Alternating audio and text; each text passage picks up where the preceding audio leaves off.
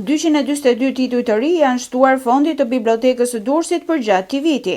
Në total, në 5 vitet e fundit, Biblioteka Publike ka pasur në dispozicion 5.8 milion lekë të akorduara nga Bashkia e Durrës për pasurimin e fondit të saj me librat e hedhura në treg nga shtëpitë botuese. Funksionale që nga shtatori i vitit 1945, Biblioteka, në godinën e saj qendrore pranë sheshit Liria, ka rreth 300.000 tituj librash dhe periodikësh. Ne kemi një fond të mjaftueshëm për pasurimin e bibliotekës.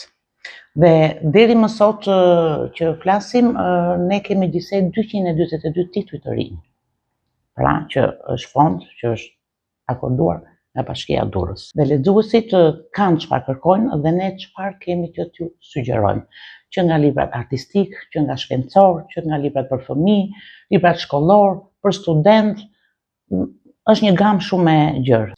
Ne gjatë gjithë vitit kemi dhurime.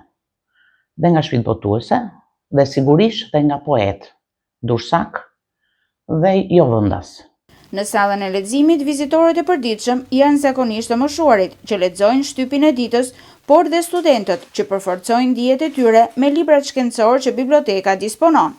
Institucioni i rëndësishëm i dijes dhe kulturës në Durrës vijon ta ushtrojë aktivitetin në godinën prom private, ku u hap fillimisht 80 vite më parë. Pavarësisht premtimeve elektorale në 2 dekadet e fundit për një godinë të re, ato ende nuk janë materializuar në një vendimarrje konkrete.